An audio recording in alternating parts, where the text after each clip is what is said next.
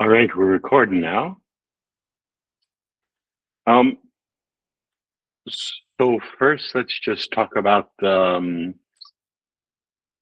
uh, midterm. Um, I was very happy with your midterms. Everybody got an A. That's what I was expecting and hoping, but you never know. Um, do you think you got a handle on the first half of the class, therefore?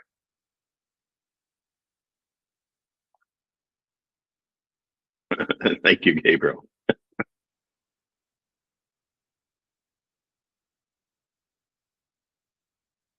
No questions about the midterm.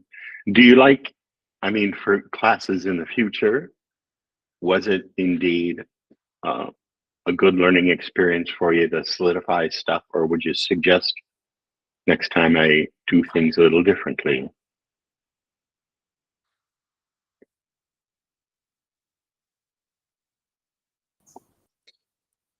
It was all right for me, Father.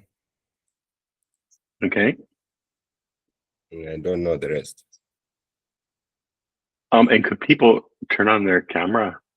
Mac Anthony has his on. Thank you. Just staring at blankness, you know. Thank you, Titus. So no other suggestions that the midterm was fine. Good learning aid. Solidified your knowledge.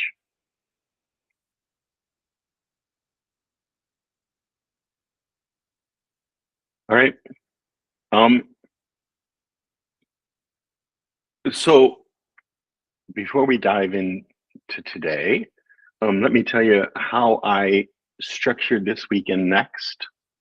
I moved stuff around a little, got rid of a lot of things to have you read so that you only had to concentrate on these ideas from these folks.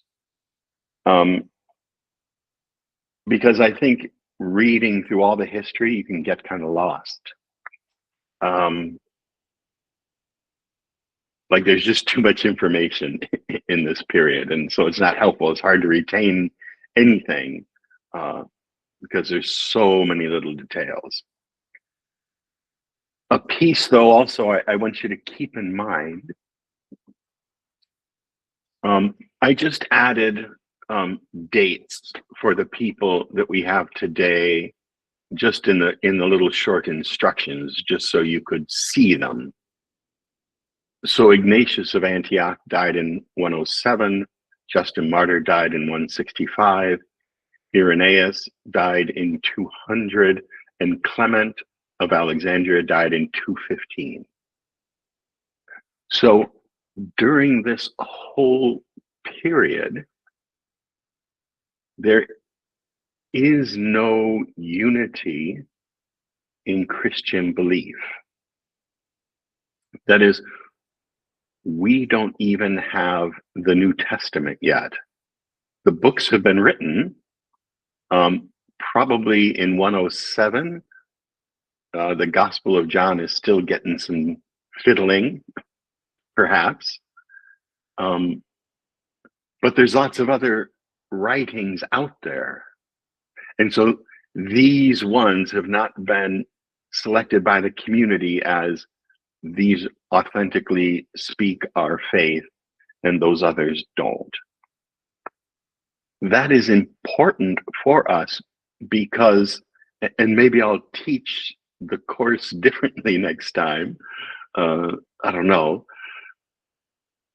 We started with a New Testament witness about who Christ is, right? And we drew, therefore, Christ must be like this because the gospel says this and Paul says this, and here's the implications for Christology. The trouble is,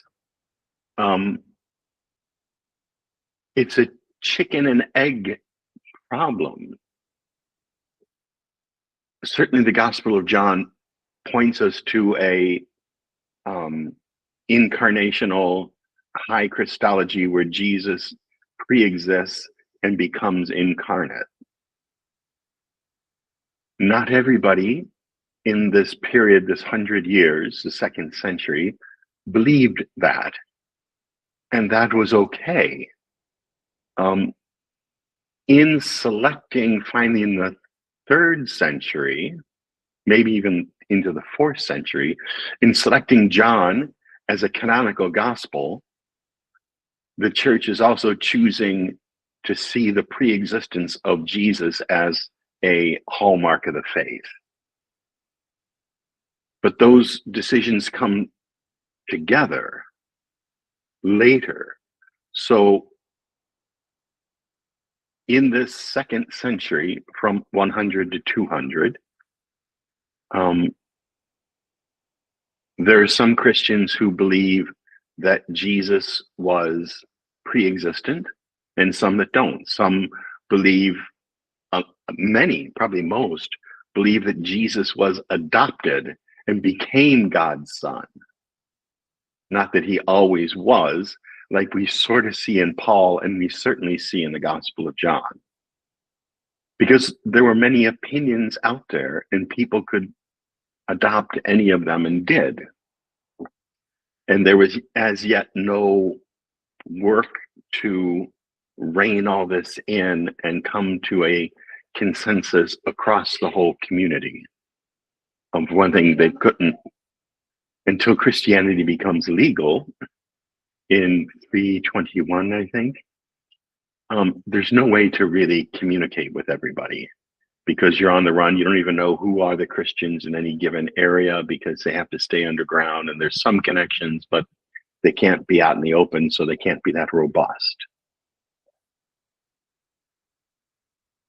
So what I want you to know in this period, as we go and we start looking at people, is that in some sense, you have to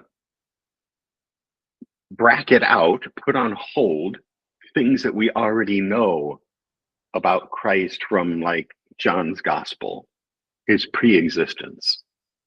Now, whether he's equal with God or not, John didn't go into, but John was pretty clear that Jesus pre-existed and had status, divine status, and then became incarnate. But the community, the majority of Christians on the planet around the Mediterranean, had yet to say, oh yeah, John was right. John is just one opinion among many at this point. So that's what I think is really interesting about this week and next, is we're going to see people taking the argument seriously. Is John right? And why does it have to be that way? And what's the implications for our faith? And we're going to see with these people this week and next week the reasons why we went the direction that we went in believing what we do about Jesus as the Christ. We can't at this point just say, well, because Paul said it, of course we believe it because Paul is infallible. Well, that concept isn't around yet. And by the church going with Paul's version, it then picks Paul's letter as the perfect expositor of this kind of faith. But for the Holy Spirit, we might say we could have chosen elsewise.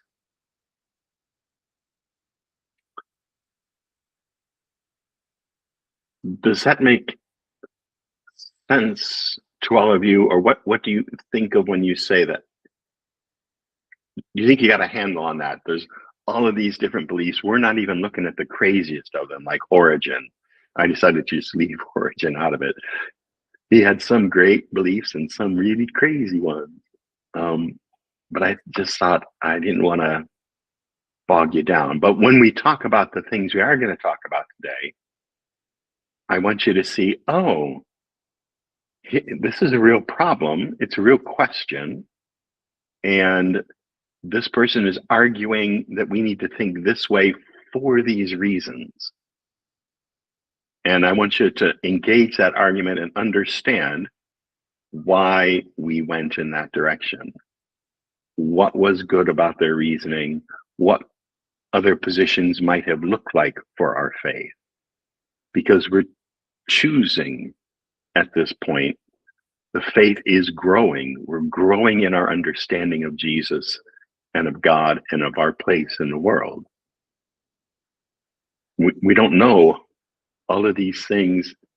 We don't have the sureness of faith that we have now.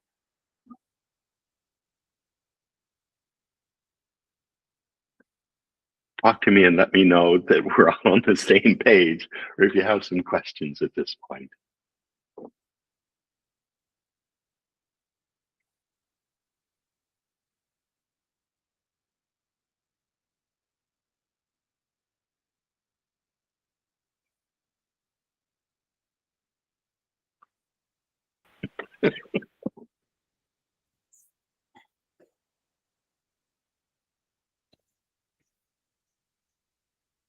Well, if I may add something to what you have said, Father, um, I'm still imagining, because during that time too, there was a kind of plurality of views, first century, second century, when there was no clear understanding of the person of Christ. Thank God for the Hellenistic philosophy, persons that came to give some theological clarifications based on, Greek philosophy and the imports. And then I think the place of philosophy cannot be dissociated from the first and second, particularly the second century clarification that we have. I think that's helped to, clear some air leading on to what we have, mid and long term, or in terms of giving clarity and understanding to the Christology, the person of Christ as we know it to be today. Yes, because we'll see in Justin Martyr and Clement of Alexandria, who were trained in Greek philosophy, they ask different questions that people didn't ask in the first century. So there was no clarity, and they're bringing new questions, forcing people to rethink.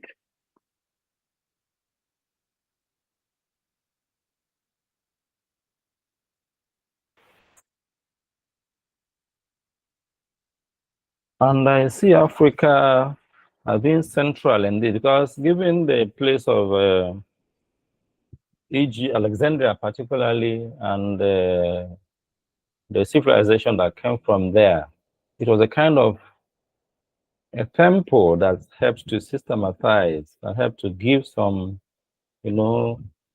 some grounding to all of this that we are having today and holding.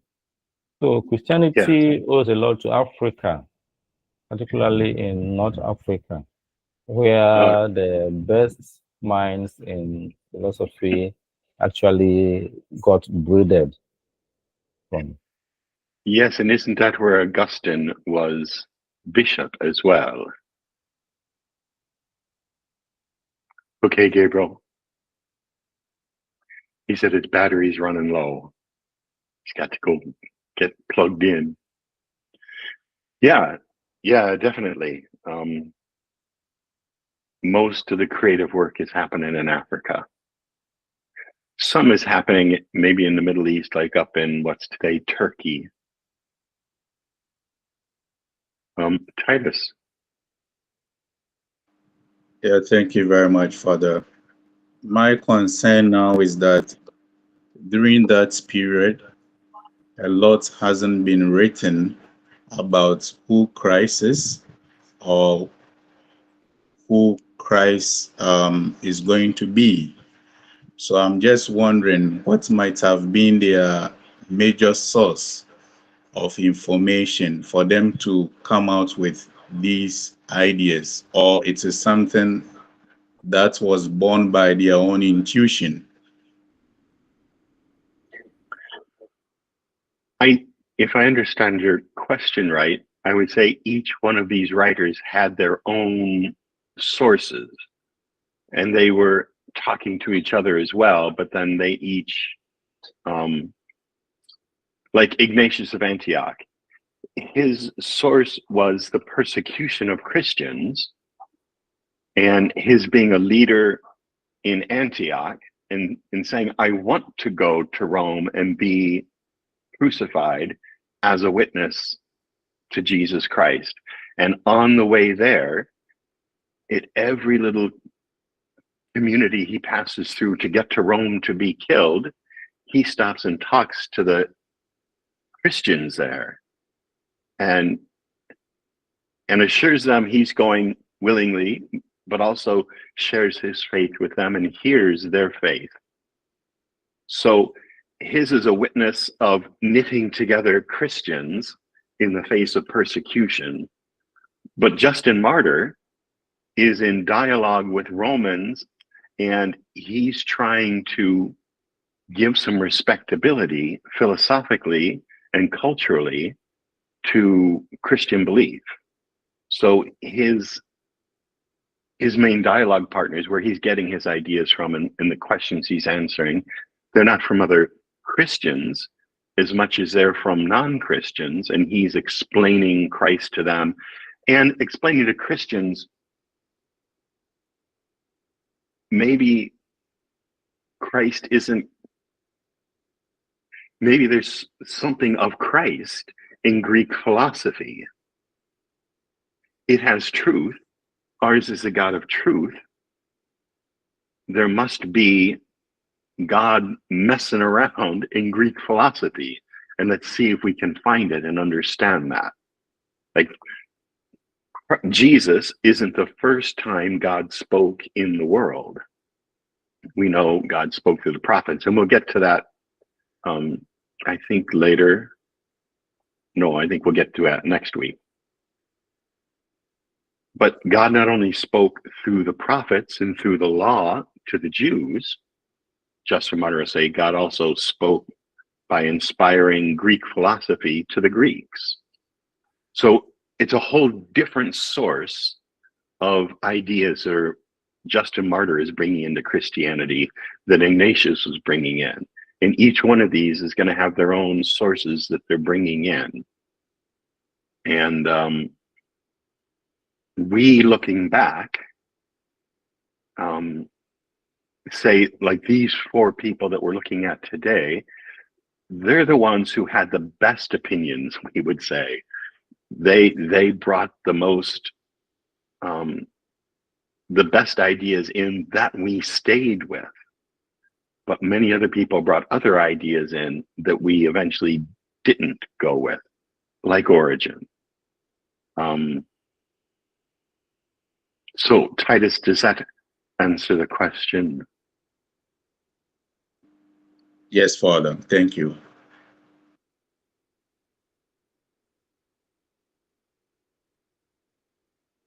Moses or Gabriel, any other questions at this point?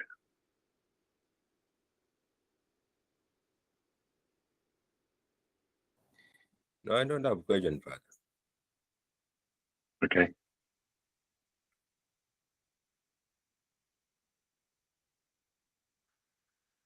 All right. Father, Yeah. what was Ignatius having in mind when he said that where the Catholic Church is, there is Jesus Christ? What does he mean by that? What was he thinking? So I think he had been influenced by Paul on that. Paul says the church is the body of Christ, right? So the wider society, the Roman society, would say you follow a leader who died and is gone, that shows that your movement had no meaning. If he was really a god, he would still be alive. He would live forever. And you claim he lived forever. No, he died and he's gone.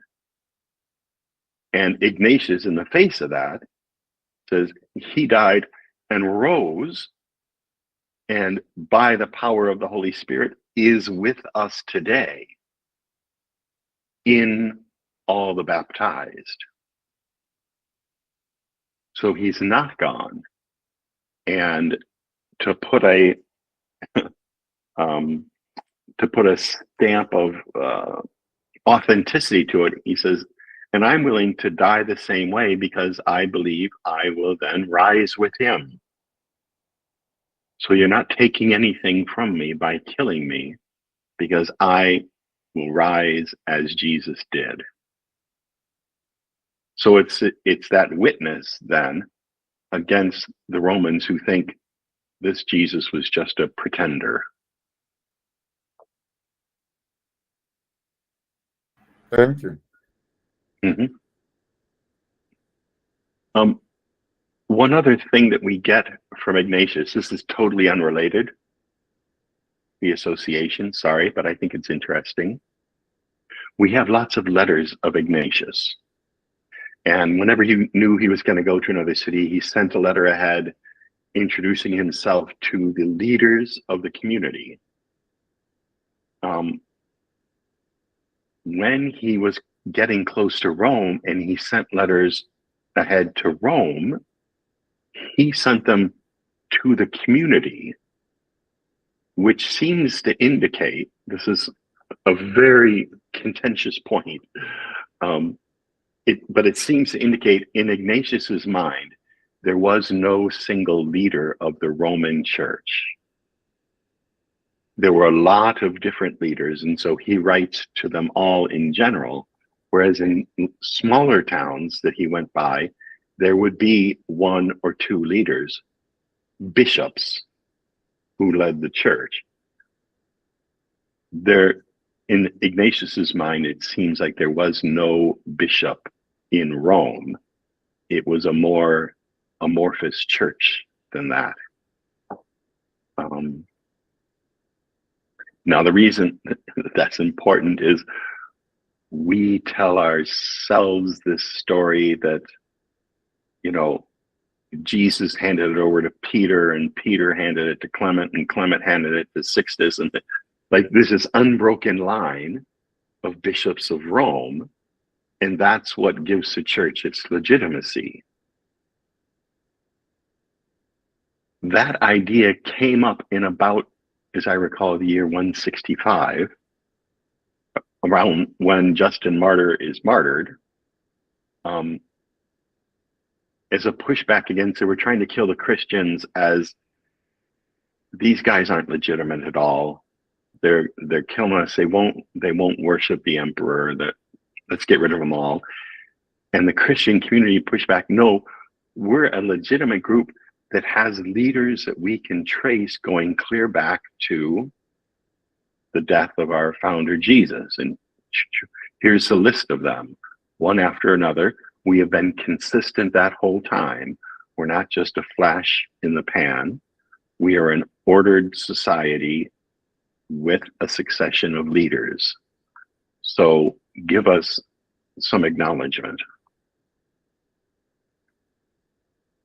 When Ignatius died in 107, that doesn't seem to be true. There doesn't seem to be a bishop of Rome. But he would say you don't need it, as Moses brought up, you don't need it to be legitimate because all the baptized are the body of Christ. So where Christians are, there Jesus is, there the church is. It doesn't have to look to the Bishop of Rome for its legitimacy. It's the indwelling of the Spirit in the baptized that gives the church its cohesion and legitimacy in a theological way. That was an aside, sorry, but I think it's an important thing to keep in mind. Any other thoughts before we go look at Ignatius?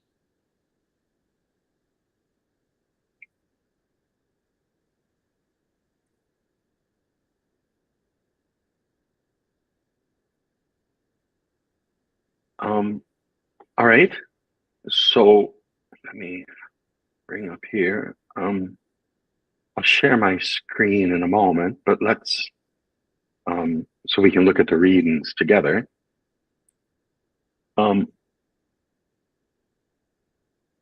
Ignatius of Antioch fought against Docetism. Who can tell me what Docetism means? It's a word that keeps coming up, but it's important that you know what it implies. Okay. Go ahead, Gabriel.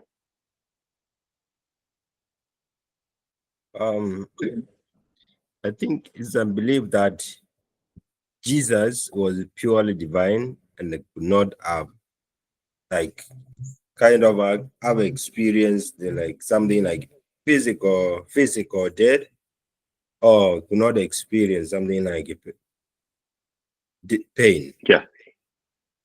Yes. Titus, you want to add to that? Yeah, so I remember that when we were doing Trinity, we mentioned Docetism, and we said that they teach that Jesus only seemed to be human. So as Brother Gabriel said, for them, he is fully divine, but he seemed to be divine, to be human. And you could see that. Yeah, exactly. Mac Anthony, did you want to add something? Yes, Father. Gnosticism is a heretical teaching. Can you hear me? Yeah. Okay. It's a heretical teaching where people believe that Jesus only appeared in human form, whereas he is of celestial body.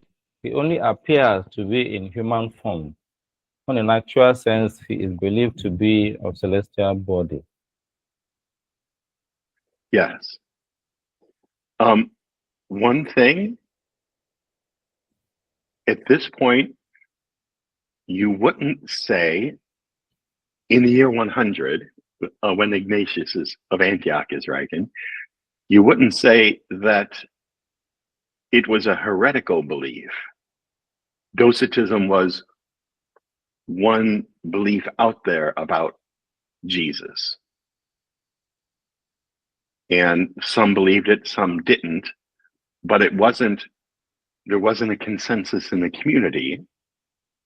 And when you call something a heresy, it means that the church has made a decision about this, and you're choosing to go against what the church has decided consciously. That would make it a heresy. So it becomes a heresy later because, for one thing, what Ignatius is going to argue, but at first it's not. Mac Anthony, did you have something else you wanted to add? No. You have said it all, Father. Okay. So why would this be an issue for Ignatius of Antioch as he's going to be killed in Rome? He's going to his martyrdom in Rome. Why is it important to him to argue against Docetism?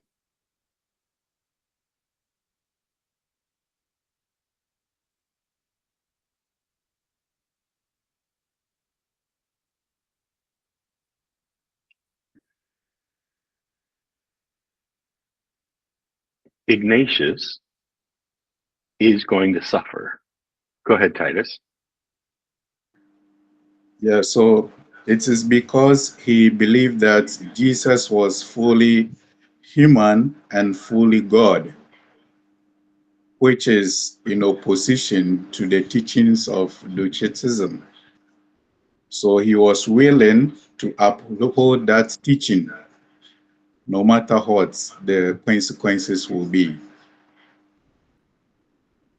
But why? Because there isn't consensus yet. Why would he want to say, no, Jesus is fully human, suffered a real death, and the people who say otherwise, they are wrong? Where did that insight come from for Ignatius? I would suggest, if you just think about, he's going to suffer. He's going to have a real death, a really horrible death, a very painful death, because that's what happened to Jesus. And as a witness to both Christians and Romans, he is going to accept and make his death one with Jesus's death, so that his resurrection can be with Jesus. So if Jesus didn't actually suffer and die, then Ignatius, what are you doing? He was only play acting. You don't need to do the real thing. Jesus didn't even do that. And so what Ignatius is doing only makes sense if Jesus really did also suffer and die.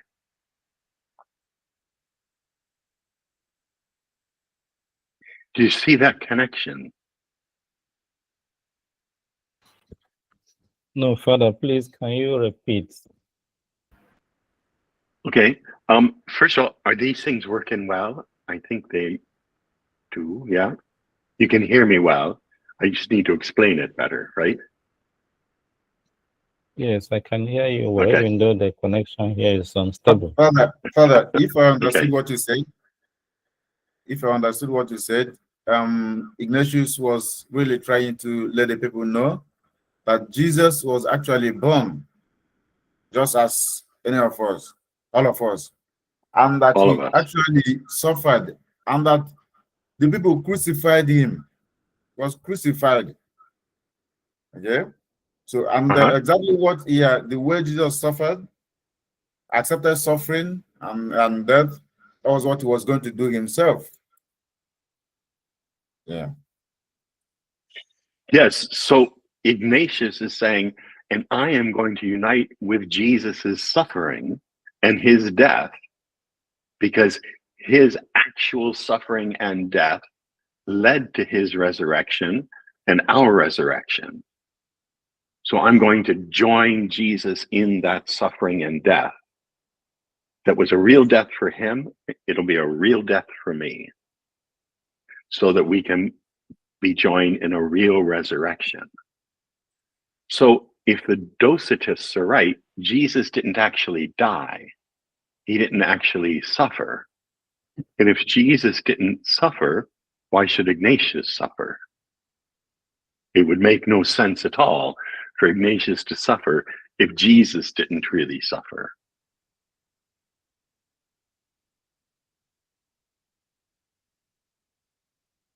Titus? So, Father, can we say that whatever he was saying was to actually defend his intention of going to suffer martyrdom? To defend and explain. And the Yes. reason, and that's what actually motivated him. People are going, well, why are you going? Why don't you just go hide? He said, no, I want to witness to the truth. So don't stop them. Let them kill me. I want to witness to the truth.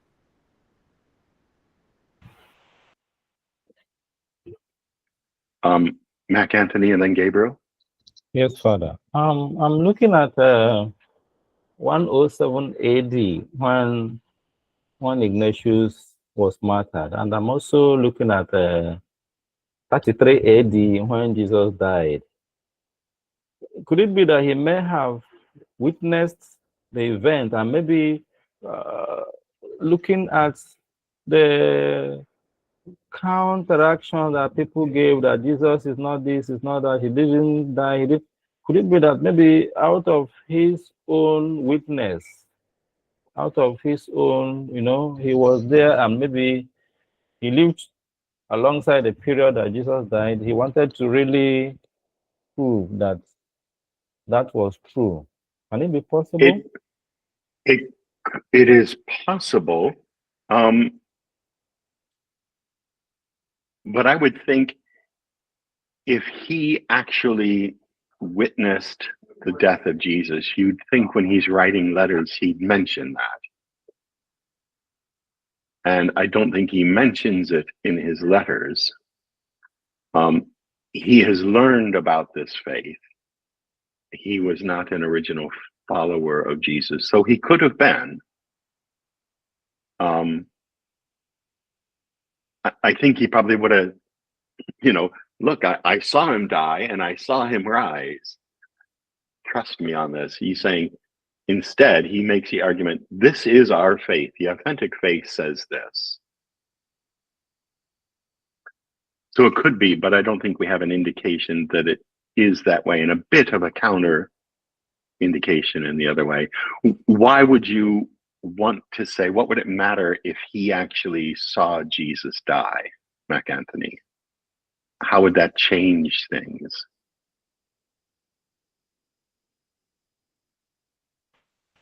The position of a witness is always very different and persuasive, just like Paul. Paul's own writing and his posture and stance on things are more convinced because he was there. He saw the apostles, he worked with the apostles. So I think in that light, if somebody is saying something that I'm sure of, I saw, I felt, the kind of force with which I will try to present my position I wouldn't mind going extra mile, no matter what it takes, to let people know that I was there, I saw it. It really happened. That's right. Okay, good. Gabriel.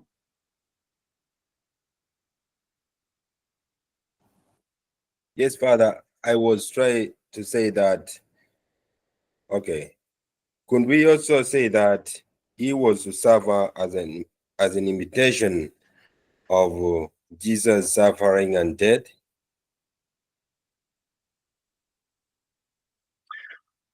An imitation of it. Is that what you say? That's the question. Yeah. I mean, I wonder whether could be the right one. Is it the right one? Something to say? Yeah. And not an imitation as in play acting, but joining in the suffering of Jesus. Yeah. Okay. As a witness, as Jesus was the ultimate witness of God's love by accepting his own death rather than fighting it.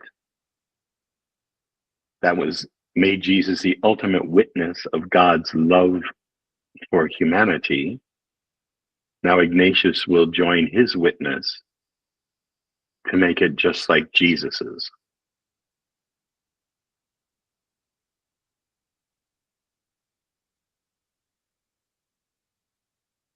Right. Yeah, thank you very much, Father.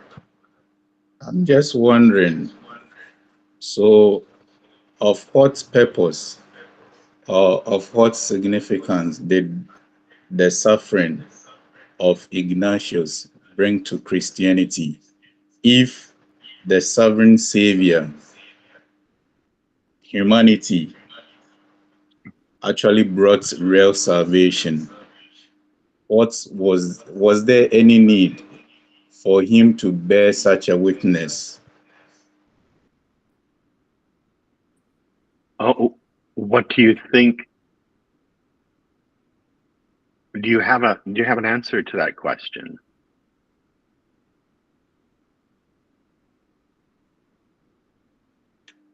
Yeah, for me, in a real sense, for me, it didn't make any sense for me to witness something that somebody has already died for already. So there is no impact at the end of the day, because we have attained the salvation within which or by which Ignatius himself wants to, replicate. So I would see it to be a show off. Yes, I think you're exactly right. He is a show off for all the best reasons, because there isn't universal agreement even among Christians, because there are Docetists among Christians, and he's saying, no, this is the true faith. And against the Gentile Roman pagans, you might say, against them, you think our leader is dead and gone, that Jesus's death was worthless? It showed the poverty, the uselessness of our cause? No.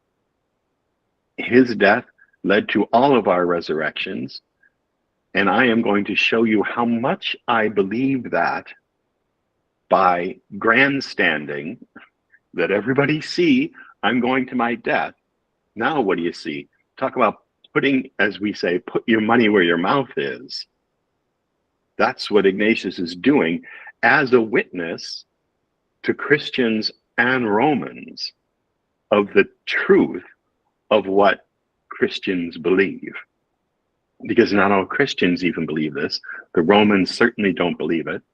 And so Ignatius is doing this grandstand as a witness to all of them. Because Jesus may have opened for us the gates of heaven, but only for those who will accept it.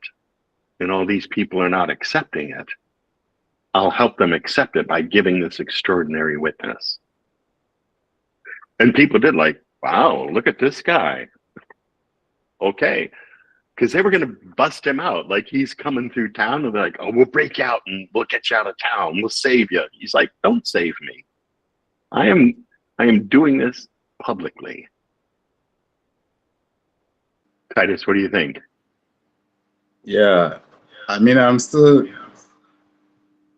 thinking wide, because if this is the only way he could have chosen to bear witness for people to believe that indeed the suffering Savior came to suffer, and as a result of his suffering, we got the real salvation, then I think it is a misplaced purpose. Because even at this modern time, we have pastors or maybe self-acclaimed prophets who give the same directions to their followers simply because they want to bear witness to salvation or to the suffering Christ. So they sometimes recommend some things that you cannot even come to think of. That, oh, the world is coming to an end today. So if you believe, let us all get. So can you imagine? Drink the Kool-Aid. You know Jonestown. Yes. So if during that period, all the followers of Ignatius were like, oh, let's follow, his radical way of witnessing. If he has experienced it personally, then let us all. So, the whole Christianity would have been wiped away.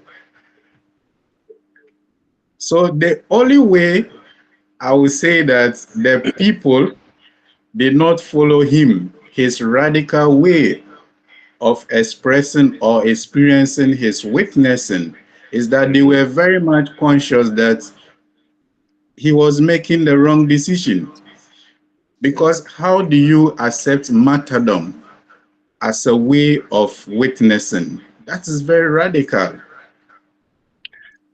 Well, though, let me push back and say, should Jesus not have accepted it? I don't think Jesus himself, if he was alive at that time, would have accepted that, for him to die just like him. No, why did Jesus allow himself to be martyred? Because Jesus could have saved himself. Yes, because he didn't have to die. Jesus' own was predetermined. He knew. That's why he said, that's why he said, I have come. I don't know the right quotation, but he mentioned somewhere that he has come, like he's here. I have come that all may see the face of God, or that he has come to bring salvation. So he was aware, there was that awareness of the fact that he was coming to die. No. When he's pushed on that in John's gospel, two things. When he's pushed on in John's gospel, I didn't come to die, I came to witness to the truth. And the implication to Pilate is that the way to witness that truth now is to let you kill me, and then maybe you'll see. But as Thomas Aquinas points out centuries and centuries later, Jesus just had to be born, and we are already saved. Because the first time he skins his knee, or when he comes out of Mary and they slap his butt to get him to start crying so he's breathing, he has now suffered for us. So Jesus did not have to die the way he did in order to save us. So why did he allow himself to be crucified? Why didn't he simply say, oh, I'm just going back to Galilee, or I'm hiding now because you're trying to kill me, so I can come back and teach another day? In John's gospel, he does that several times. They're looking to kill him, so he pulls back. But finally this time, the last time, he doesn't. He says, then go ahead and kill me, and that will be a witness. For me, I think that was the will of his Father. And you don't think it was the Father's will for Ignatius to die? You can't comprehend that. Well, I mean, I cannot say anything about that one because it could be a personal revelation. But for me, speaking from where I'm standing, I think Christ came to die for a purpose. So my question now is, for what purpose did he take that decision? If it is just to bear witness, then I think there is something else he could have done. So if he went about that means, that is to suffer and also to be killed, then he did that just for, how do you call it? For acknowledgement. So that at least his name will be mentioned as we are talking about him now. Yeah. So let me say that in the broader picture, you are exactly right. It's very problematic. Christianity has these problematic parts. Why don't we all seek to be crucified? You know, here, come nail me up. See how holy I am. So that's a problem. But Ignatius didn't seek to be killed, but he did not run from it either. Just like Jesus didn't seek to be killed. He just refused to fight back. So the Romans said, you're head of the church in Antioch, and your church has to go. This Christian community is a pox upon us. To make that example, we're going to start killing you Christians. And Ignatius said, I'm the leader, kill me. They said, we will. He said, do it, and then you'll see, like with Jesus, that you can't stop Christianity, because it is through his death that he rose through, and we can all rise with them. And so he just joins in his mind, Ignatius's mind, he joins with Jesus's death, because as a witness against the Romans and for Christians about the truth of what we've come to believe about Jesus. So it would be problematic if he sought it out, but I don't think he did. But he wouldn't let them stop it. He's not going to live a life hiding. That's what he would have had to do. He would have had to, be a wanted man on the lam. He says, no, I'm the bishop of the church of Antioch. I'm the leader of this church, and I am publicly a Christian, and I will stay that way, and you can kill me for it, but I will rise with Jesus. Mac Anthony. Yes, Father. I am looking back at the period that this thing happened. And that is a period in time when Christianity was like a dot in a circle. Okay? Christianity was in the minority, and there were many oppositions. I think it took special grace for persons to take some bold stands to see us to where we are today. And as much as I know, martyrdom, I think is the seed on which Christianity is built. So persons who took such, courage to take such bold steps, I think they never knew that they would today be discussed as we are discussing them today. So they built the foundation, and their insights are alive today, as we can see. And it still happens today. So I think of Oscar Romero, bishop in El Salvador, who the government kept saying, you shut up, or we're going to kill you. And he said, I'm not shutting up. And so they killed him. Again, the witness of the martyrs, who the world wants to shut up, to say your beliefs are not true. And if we push you hard enough, we can get you to back down. And the martyrs say, no, I won't. Because what I believe is true.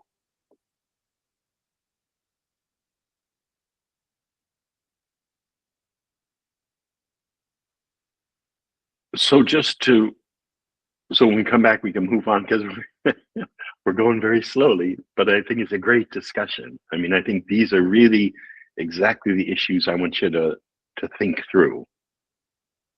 So Ignatius of Antioch also forwarded the exchange of predication, communicatio idiomatum. So for instance, if Jesus is really human, then he has real blood, right? Feels real pain.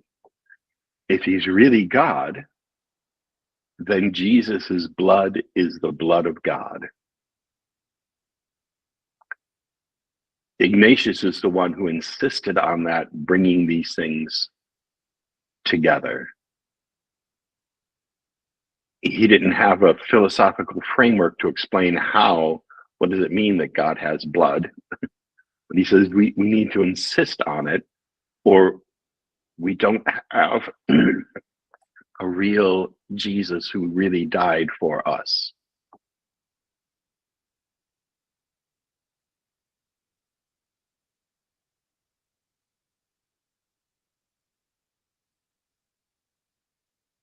So this is a growth in Christianity. By accepting Ignatius and his witness, the later church says there were lots of different opinions, lots of people getting killed for bad reasons too. By the church holding up Ignatius of Antioch and saying we're going with his vision, it's a growth in Christianity. Ignatius pulled in this direction, other people pulled in other directions. The church went with Ignatius. And part of that is because of the boldness of his witness.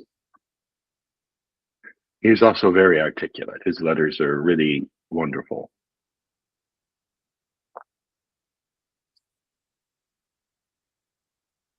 All right, let's stop there. A half-hour break. I have to go to another meeting, but I will be back. I'm ready to go in a half hour.